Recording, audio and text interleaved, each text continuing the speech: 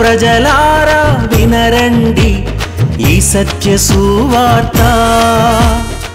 ప్రభు అయిన యేసుక్రీస్తు వారి యొక్క నామంలో మిమ్మల్ని అందరినీ ప్రేమతో ఈ సత్య సువార్తని ఈ కార్యక్రమానికి ఆహ్వానాన్ని తెలియజేస్తూ ఉన్నా. నా ప్రియ స్నేహితులారా, ఈ దినాల్లో అనేక మంది క్రిస్మస్ గురించినటువంటి ఒక వర్తమానాలు మనం వింటూ ఉంటాం. అలాగనే మరి దేవుడు నాకు ఇచ్చినటువంటి ఒక భారంతో కూడా కొన్ని విషయాలు నేను మీతో పంచుకుంటూ ఉన్నప్పుడు గడిచిన 2 వర్తమానాల్లో దేవదూతలు కనబడి చేసినటువంటి ఒక విషయాల్ని నేను మీతో పంచుకున్నా.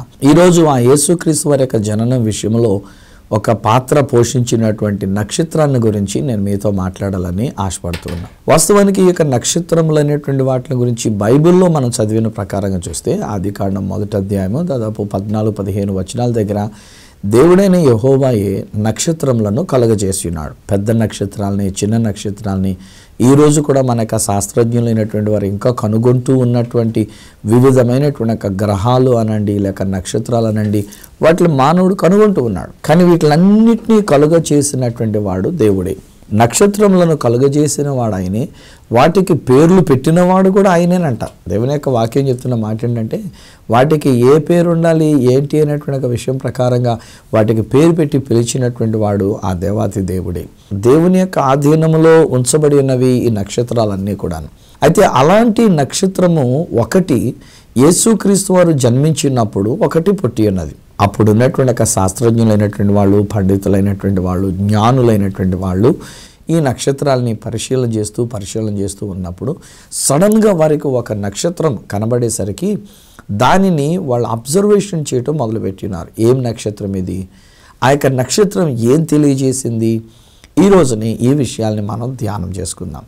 మత్తయి సువార్త 2వ అధ్యాయంలో కనుక మనం చదువుకుంటున్నట్లయితే, కొందరు తూర్పు దేశం నుండి వచ్చినటువంటి ఒక జ్ఞానులు యెరూషలేమునకు వచ్చి యెరూషలేములో ఒక రాజుగారి ఇంటికి, అనగా హేరోదు రాజుగారి ఇంటికి వెళ్ళి ఆయన్ని ఒక మాట అడుగుతుంటారు. అయ్యా, యూదుల రాజుగా పుట్టినవాడు ఎక్కడున్నాడు?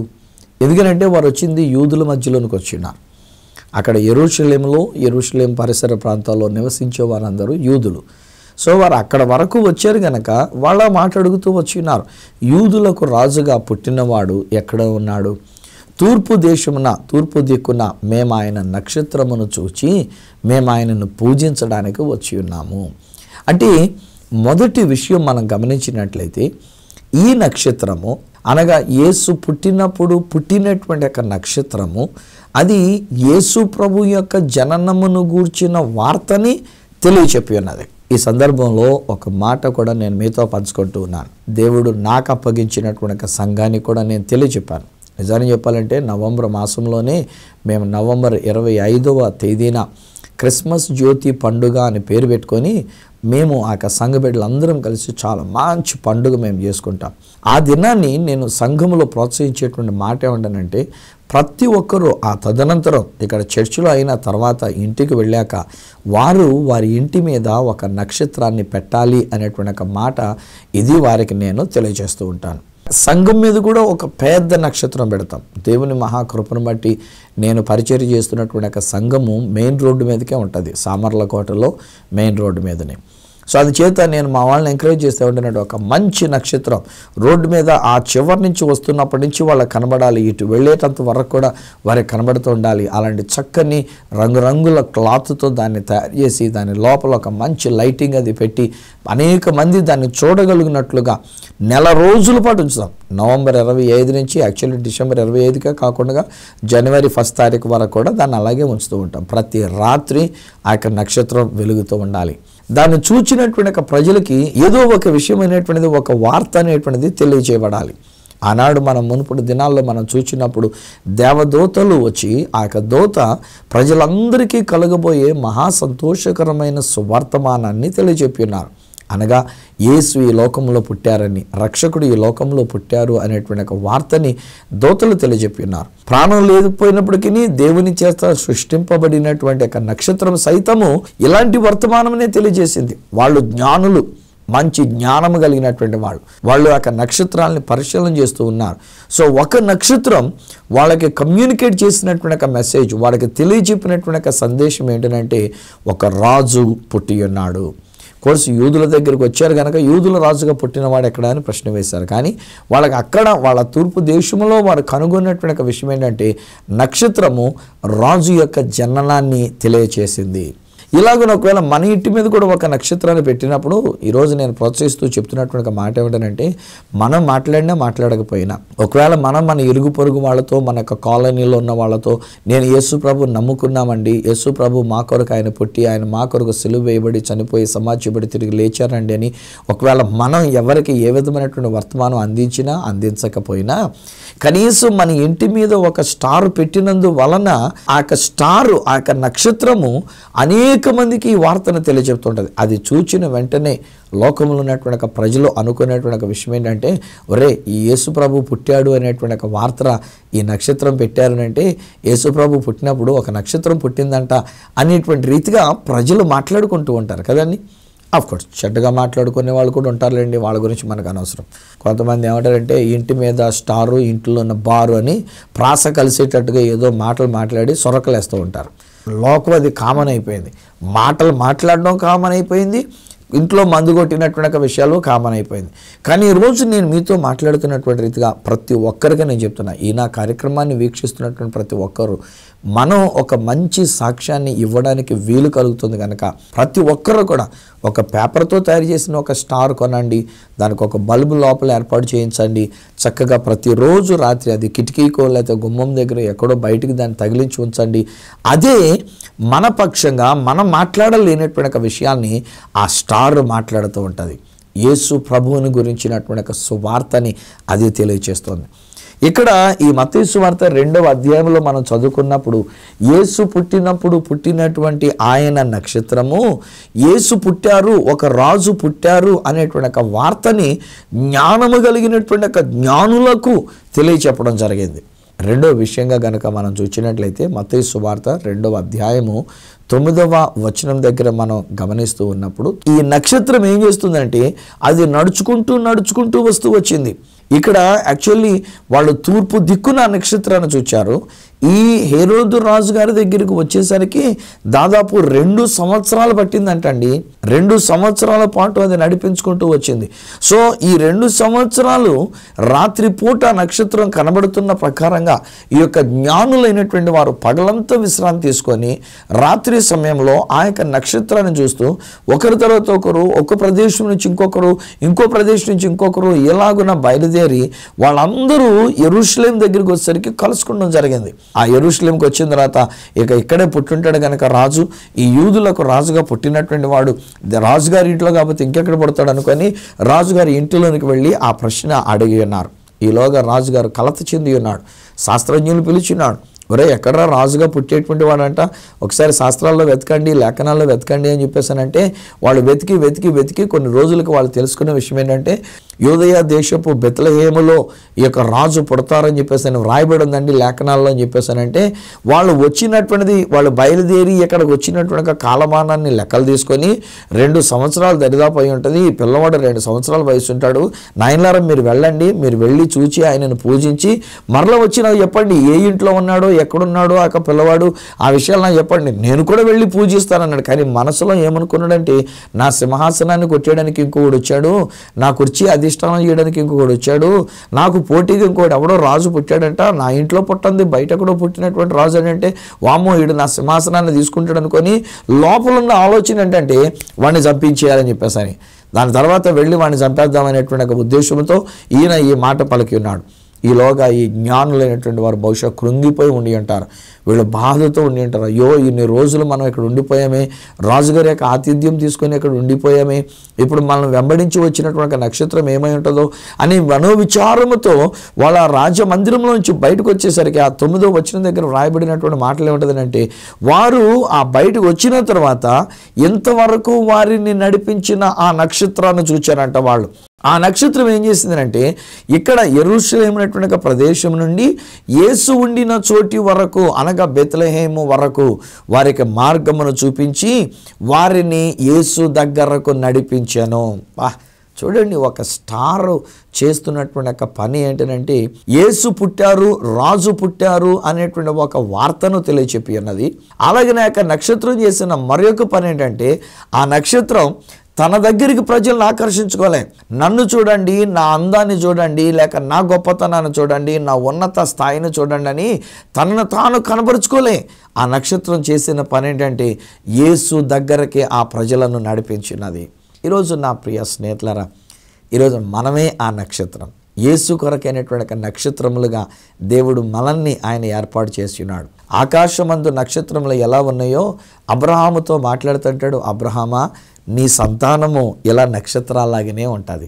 ఇశ్రాయేలుల గురించి మాట్లాడుతున్నప్పుడు దేవుడు మాట్లాడుతుంటాడు, ఇశ్రాయేలు జనాంగం అంతా కూడా ఆకాశ మండలంలో ఉన్నటువంటి నక్షత్రములను పోలిన వారుగా ఉంటారు అనేటువంటి రీతిగా ఇది ప్రభు సెలవిస్తున్నాడు.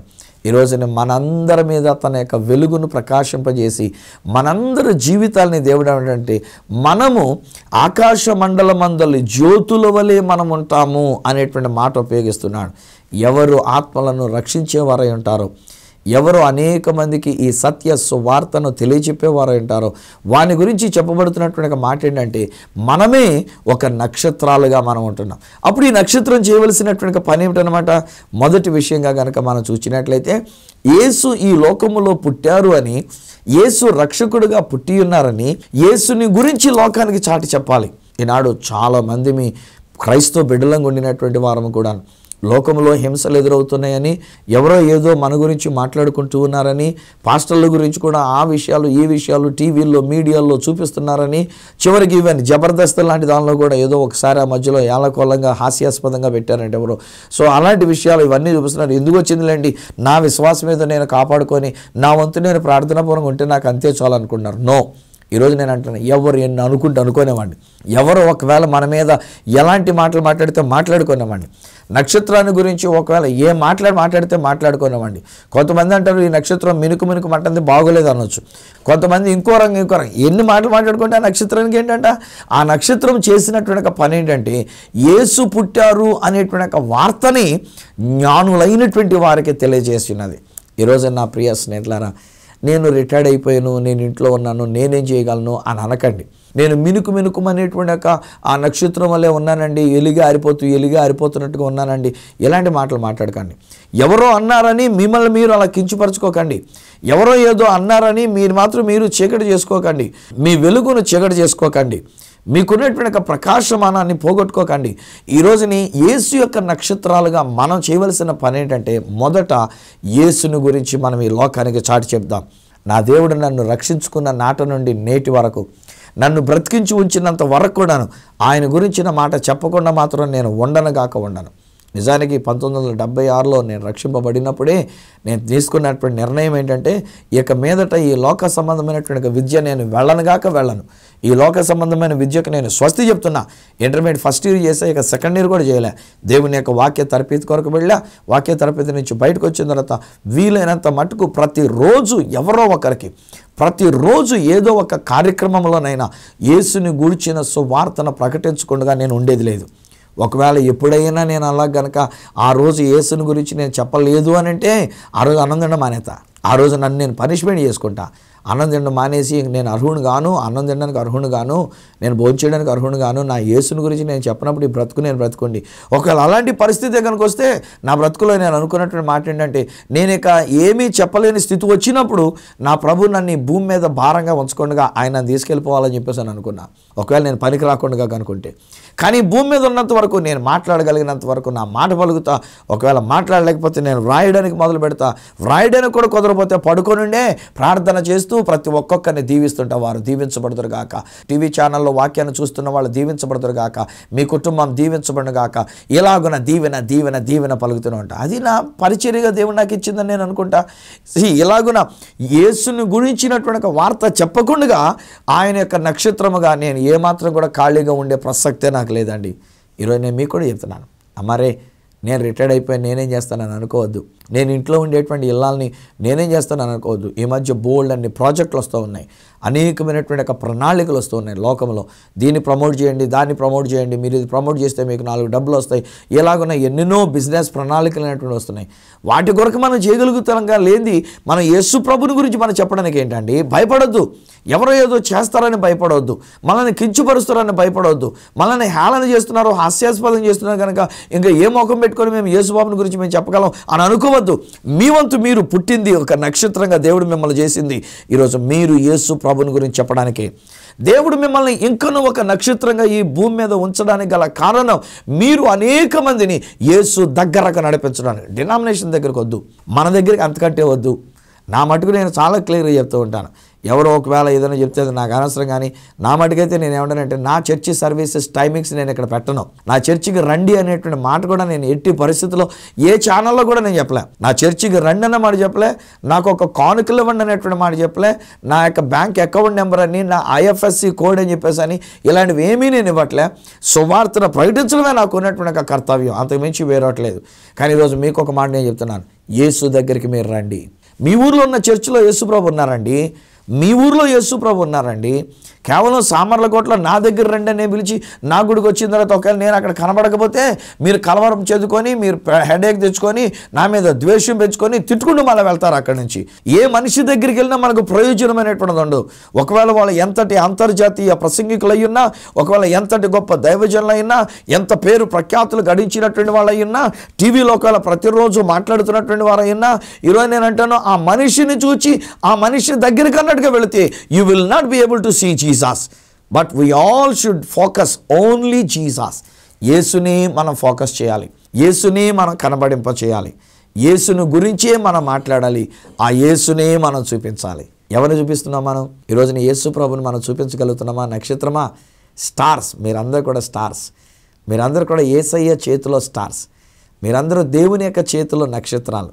ఆయన తన కుడి చేత 7 నక్షత్రాలు పట్టుకున్నాడంట. అయ్యే సంఘపు దూతలు అనేటువంటి రీతిగా చెప్పబడుతున్నటువంటివి.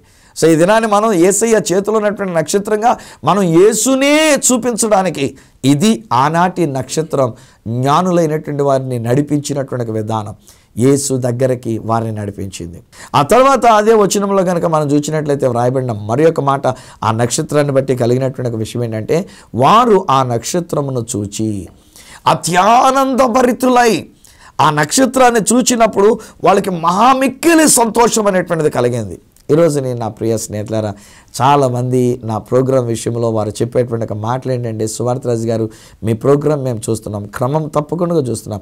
నేను రైలు బండిలో ప్రయాణం చేస్తుంటే కనబడినటువంటి వాళ్ళు చెప్తూ ఉంటారండి మీ ప్రోగ్రాం చూస్తున్నామని.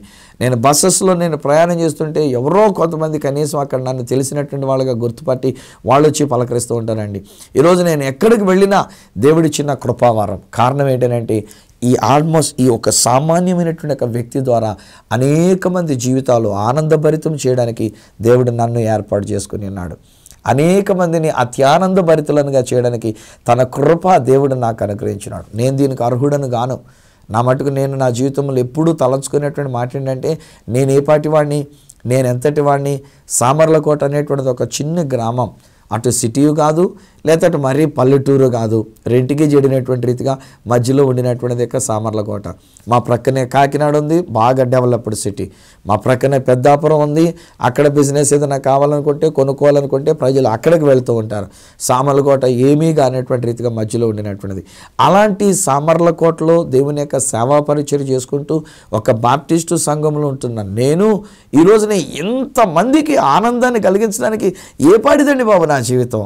ఈరోజున మన ఆరాధన టీవీ ఛానల్లో కూడా అనేక సంవత్సరాలుగా నేను సువార్తను ప్రకటించడానికి ఏ పాటి వాడినండి నా యొక్క జీవితం. ఇది కేవలం దేవుని యొక్క కృప తప్ప మరొకటి కాదు. ఆయన నన్ను తన చేతిలో పెట్టుకొని అంటాడు, హే సువార్తరాజు, నీవు ఒక నక్షత్రానివి, నీవు నన్ను గురించి ఇతరులకు తెలియజెప్తూ ఉన్నావు, నీవు నా దగ్గరికి ప్రజలను నీవు నడిపిస్తున్నావు, నిన్ను చూచినప్పుడు అందుకని ఆ ప్రజల్లో అత్యానందాన్ని కలుగజేస్తున్నాను. మంచిది. అక్కడితో చెప్పేసి ఊరుకోలేదండి, అక్కడితో చెప్పేసి ఆ వాక్యం అక్కడితో వ్రాయబడి అక్కడితో ఆగిపోలేదు.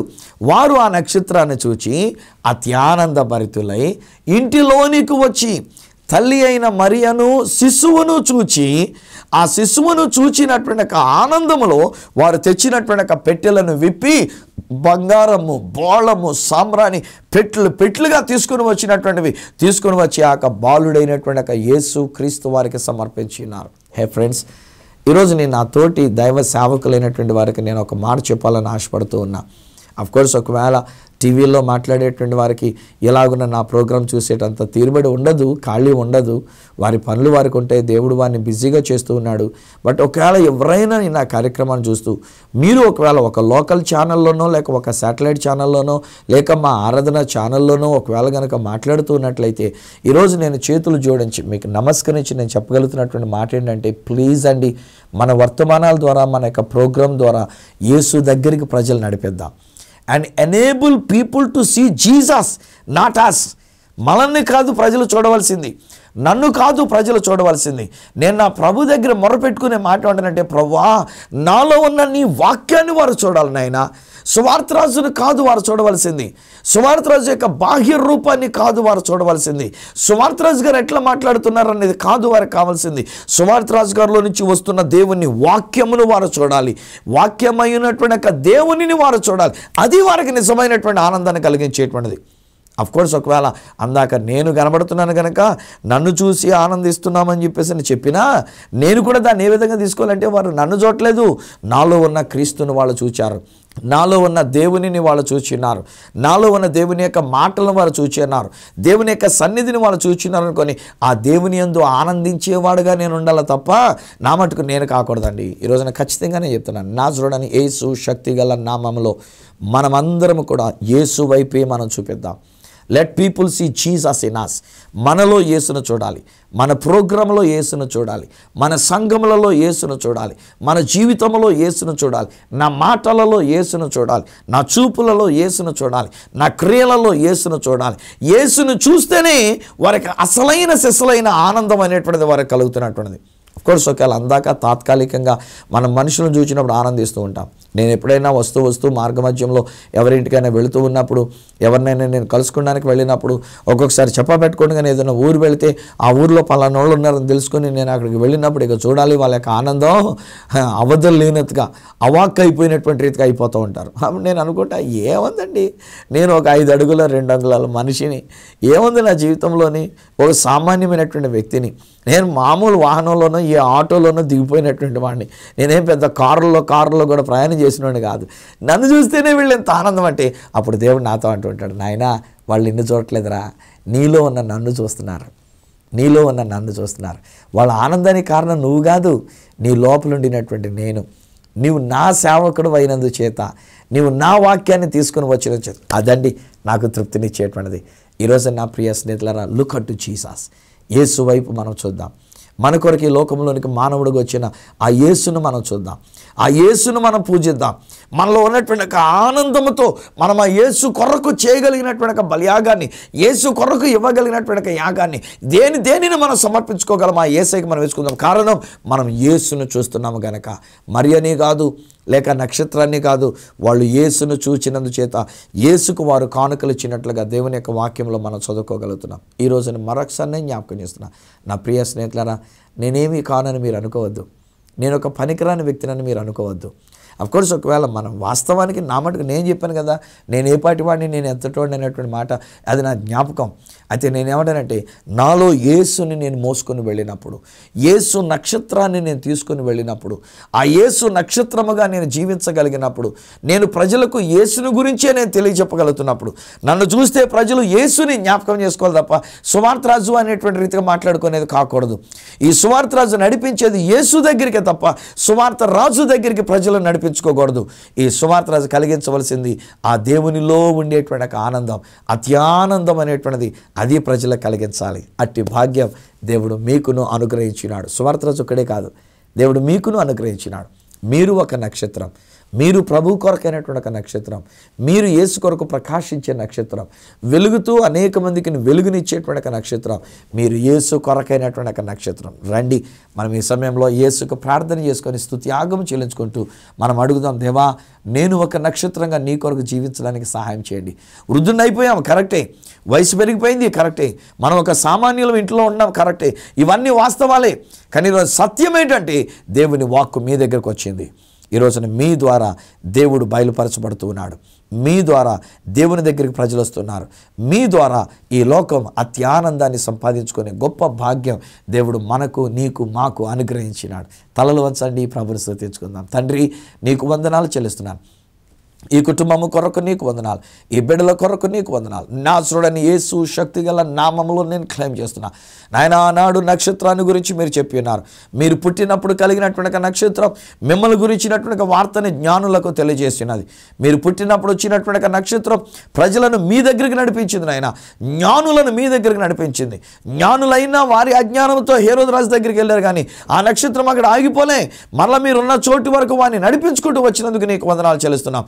అలాగనే మీరు పుట్టినప్పుడు వచ్చినటువంటి నక్షత్రాన్ని వారు చూచినప్పుడు అత్యానందభరితులై ఇంటిలోనికి వచ్చి యేసును చూడగలిగారనేటువంటి మాట అది మేము చదువుకొని ఉన్నాం. ఇది నాని మా జీవితంలో కూడా అయినా మమ్మల్ని ఒక నక్షత్రాలుగా మీరు చేస్తున్నారు. అనేక ఆత్మలను రక్షించున్నట్లుగా, అనేక మందికి నిన్ను గురించి మేము తెలియజెప్పినట్లుగా, అనేక మందిని నీ యొద్దకు మేము నడిపించినట్లుగా, ఒకవేళ లోకం అపార్థం చేసుకున్నా, మా సహోదరులు అపార్థం చేసుకుని ఉన్నా, మా భారతీయులు అపార్థం చేసుకుని ఉన్నా, మేము భయపడమునైనా ఎలాగైనా మిమ్మల్ని మేము చూపించాలంతే. మీ దగ్గరికి ప్రజలు మేము నడిపించాలి. వారి జీవితాల్లో ఉన్న కన్నీరు తుడిచివేయబడి వారికి ఆనందం, సంతోషం కలిగేటట్లుగా ఇది మేము చేయవలసిన వారమై ఉంటున్నాం. యేసు నామములో నేను క్లెయిమ్ చేస్తున్నా. ఈ కార్యక్రమాన్ని చూస్తున్నటువంటి వీరు నీ యొక్క నక్షత్రములనైనా, వీరు నీ యొక్క నక్షత్రములనైనా, మేము ఈ లోక సంబంధమైన స్టార్ల కంటే మించి నీ నక్షత్రముగా ఉండటం అది మాకు మేలుకరం. మా ఇంటి మీద మేము కట్టినటువంటి నక్షత్రం ద్వారా కూడా నాయన నిన్ను గూర్చిన సువార్త మేము ప్రకటించినట్లుగా మమ్మల్ని దీవించినందుకు నీకు వందనాలు. నీ దగ్గరికి ప్రజలను ఆకర్షించినట్లుగా మమ్మల్ని నిలబెట్టినందుకు నీకు వందనాలు. నాయన, నీ యొక్క ఆనందాన్ని లోకానికి ఇచ్చినట్లుగా మాలో ఈ ఆనందాన్ని ఇచ్చినందుకు నీకు వందనాలు. యేసు నామములో నేను క్లెయిమ్ చేస్తున్నా. ఈ కుటుంబంలో నిత్యానందం ఉండునుగాక, అత్యానందం ఉండునుగాక, సంతోషభరితులయ్యుందురుగాక. నాయన, వీరందరూ రక్షింపబడినటువంటి వారై అనేక మందిని ప్రభు దగ్గరికి నడిపించువారుగా వీరు వాడబడుదురుగాక, వీరి బిడ్డలు వాడబడుదురుగాక. ఈ కుటుంబం అలాగన నీ కొరకు నిలుచునుగాక. స్తుతి ఘనత మహిమలు మీకే మేము చెల్లించుకుంటూ ఈ బిడ్డలను ఆశీర్వదిస్తూ యేసు శక్తిగల నామమున ప్రార్థించి పొంది ఉన్నాము తండ్రి. ఆమేన్. తండ్రి, కుమార, పరిశుద్ధాత్మలను దేవదేవుని దీవెన ఆశీర్వాదం ఆయన బిడ్డలముగా మనకును మన యొక్క కుటుంబములకును ప్రభువు కొరకైనటువంటి నక్షత్రములుగా మనము జీవించున్నట్లు సదా మనకు తోడయుండి ఆశీర్వదించి నడిపించును గాక. Amen, amen. వెల్ స్నేహితులారా, మీరే యేసు కొరకైనటువంటి ఒక నక్షత్రాలు. లోకంలో ఉన్నటువంటి వాళ్ళు చెప్తారు, వీళ్ళు టీవీ స్టార్ అండి, వీళ్ళు సినీ స్టార్ అండి, వీళ్ళు మెగా స్టార్ అండి, రెబెల్ స్టార్ అండి, గెగా స్టార్లు అని. ఇంకేమో మొత్తానికి నాకు తెలియలే ఎన్నెన్ని స్టార్లు ఉన్నాయి ఈ లోకంలో.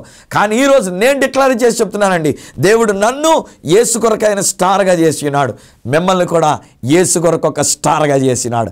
ఈరోజు మీరు పొందుకున్న మేలు నాతో పంచుకుంటారు కదా, నేను మీతో కలిసి దేవునికి త్యాగం చెల్లించుకుంటాను. నా అడ్రస్ ఈ సత్య సువార్త, సామర్లకోట 533440, తూర్పుగోదావరి జిల్లా, ఆంధ్రప్రదేశ్. అడ్రస్ మరొకసారి చెప్తూ ఉన్నా, ఈ సత్య సువార్త, సామర్లకోట్ 533440, ఈస్ట్ గోదావరి డిస్ట్రిక్ట్, ఆంధ్రప్రదేశ్. అప్పటికొకవేళ మీరు నాతో ఫోన్లో మాట్లాడాలని కోరుకున్నట్లయితే మా ఫోన్ నెంబర్స్ 9848110907, 9440040992,